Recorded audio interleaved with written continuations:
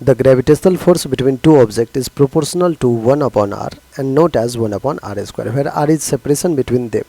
Then a particle in circular orbit under such a force would have its orbital speed v proportional to. बच्चों कह रहा है जो gravitational force F है वो डायरेक्टली प्रोपोर्शनल है 1/r का, जबकि हमने न्यूटन्स लॉ ऑफ ग्रेविटेशन में पढ़ा है कि force is directly proportional to 1/r square, Gmm/r होता है।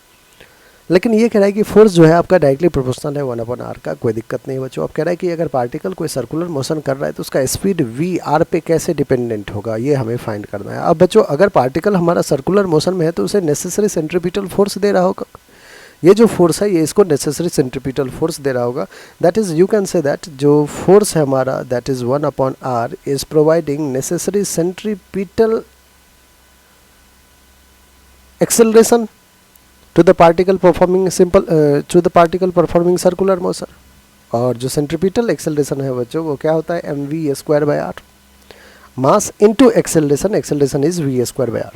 तो सेंट्रीपिटल फोर्स ने जो सेंट्रीपिटल एक्सेलरेशन फाइंड किया है वो v²/r है। बच्चों ध्यान से देखिए r ने r को कैंसिल आउट ही कर दिया, मास फिर से कांस्टेंट, तो you can say that v² is directly proportional to 1/मास, दैट इज ये मास तो फिर से कांस्टेंट है।